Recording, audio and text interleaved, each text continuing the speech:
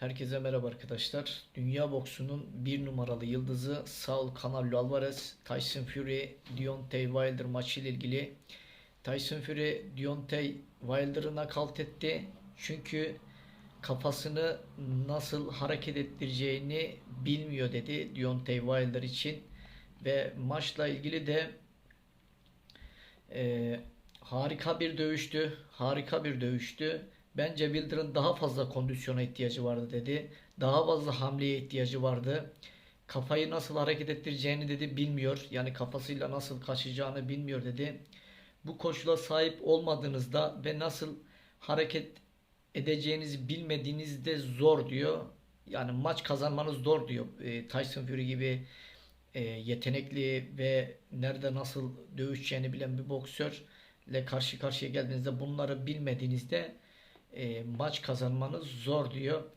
Bu yüzden Tyson Fury onu yendi. Tyson Fury harika bir dövüşçü diyor Canelo Alvarez. Arkadaşlar boksta yani bir bakarsanız birçok gelmiş geçmiş iyi boksör var. Ve iyi boksörlerin hepsine de bakın. Hepsinin ayakları çok iyidir. Hepsinin kaçışları çok iyidir.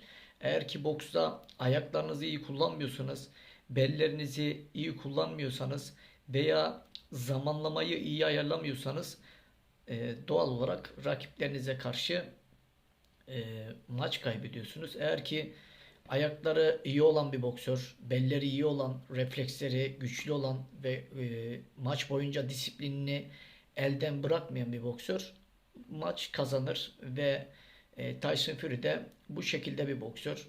Nerede nasıl hangi pozisyonda dövüşeceğini bilmen gerekiyor. Yakında, uzakta, orta distansta.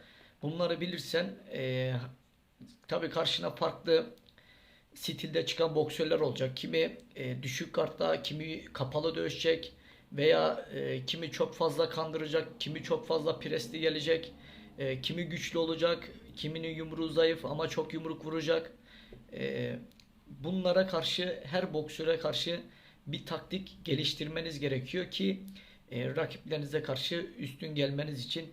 Deontay Wilder'ın burada en büyük eksikliği, bak ben daha önceki videolarda da söyledim. Canelo Alvarez de aynısını söylüyor. Kafasını diyor nasıl hareket ettireceğini bilmiyor. Mutlaka ve mutlaka Tyson Fury ile karşı karşıya geldiğinde bellerini oynatması gerekiyordu. Refleksleri güçlü olması hiçbir şey yapamaz. Öne doğru eğilse yine yeter veya herhangi bir tarafa. Bunu en çok Guillermo Rigondeaux yaptı. Vasily Lomachenko ile yaptığı maçı izleyin. Ona da kolay kolay yumruk vurdu ama çok zorlandı. Belki de Vasily Lomachenko'nun en gıcık olduğu maçlardan biri olmuştur o maç. Boksta şu bir gerçek, ayaklar, beller hepsi orantılı olması gerekiyor ve zamanlamayı iyi ayarlamak gerekiyor. Bunun için de çok tekrar, bunun üzerine çok çalışmak gerekiyor. Aslında Deontay Wilder kötü bir boksör değil. Şu bir gerçek, atak yaptığında, yumruklarını vurduğunda çok hızlı ve etkili vuruşları olan bir isim. Biz şunu diyemeyiz. Tamam, Tyson Fury'ye knockout oldu Deontay Wilder. Ama geçmişte yaptığı maçlara baktığımızda 40'a yakın galibiyeti var. Ve de şu bir gerçek, iki maç kaybeden bir boksörü kimse hani bu boksör kötü diyemez. Kaybedebilir. Herkes maç kaybetti. Mike Tyson da maç kaybetti. Muhammed Ali Clay de maç kaybetti. Belki zamanı gelecek. Usyk'le Tyson Fury karşı karşıya gelecek. Belki Usyk'e yenilecek. İkinci maç yapacak. İkinci o da yenilecek. Bu sefer biz şunu mu diyeceğiz? İşte Tyson Fury kötü bir boksör. Boksu bıraksın veya nasıl söyleyeyim, olumsuz eleştiriler mi yapacağız? Hayır, bunlar olmayacak. Ama şu da bir gerçek. Yenildiğiniz zaman tabi bu şekilde eleştiri de yapacak insanlar olacak. Yorum yapan insanlar da e, olacak.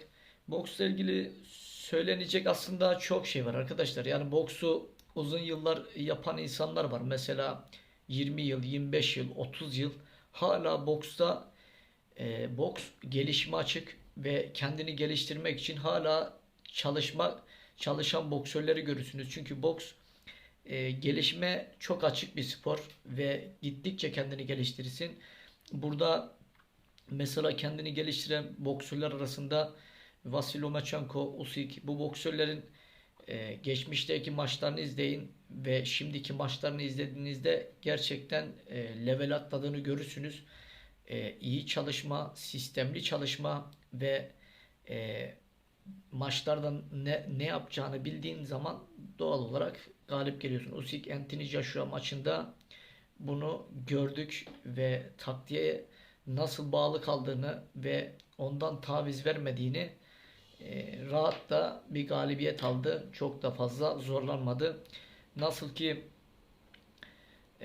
Usyk round sonlarına doğru etkili presleri var. Özellikle 12. round, 11. round. Aynı şekilde Tyson Fury de bunu yapıyor. Çünkü akıllı boksörler bu şekilde. Ama Deontay Wilder gelir gelmez ilk 2 round bütün enerjisini Tyson Fury üzerinde attı. Ama sonraki roundları hesaba katmadı. Ben onun yerinde olsaydım biraz daha ilk 5-6 round sakin boks yapardım. 1-2 vururdum. Yani kandırırdım. Biraz ayaklarımla dans ederdim. Ama bunu yapmadı. Eğer ki boksta şu bir gerçek, hiçbir şey yapamıyorsan yürüyebileceksin.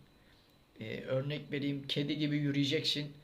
Ve rakibine, bence Deontay Wilder'ın yapacağı boks, rakibinin üzerine gitmek ve yumruk atmak, prese dayalı dövüşmek. Yani o bu boksu yapabilir. Bu boksu yaptığı zaman rakiplerine zor anlar yaşatacak.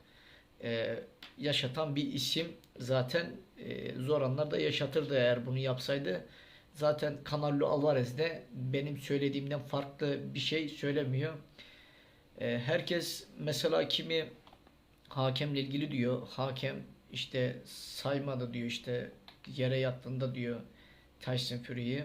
Hiç alakası yok. Öyle bir şey olduğu zaman orada bir sürü gözlemci var. Bir sürü boks hayranı, boks fanları bu maçı izliyor. Öyle bir şey olduğu zaman ortalığı ayağa kaldırır Deontay Wilder hayranları. Hakem bence güzel maç yönetti. Maçın hakkını verdi. Hakeme söylenecek söz yok.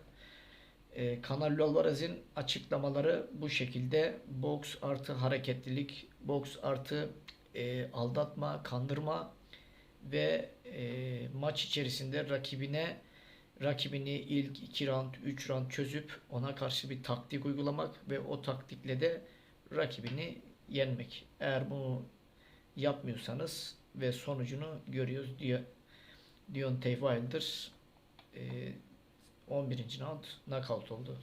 Belki biraz kondisyon olsaydı belki 12 round boyunca daha sağlam ve daha etkili dövüşecekti.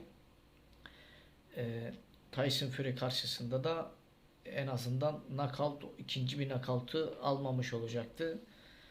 Demek ki şu bir gerçek, Tyson Fury'ye oyun tutturamıyor Deontay Wilder. Onunla olmuyor, yapamıyor. Yani biz onu artık yeneceğini daha sanmıyorum.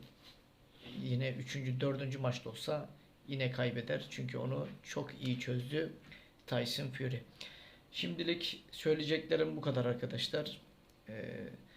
Yine bu boksörlerle ilgili bilgiler geldikçe sizinle paylaşmaya devam edeceğim.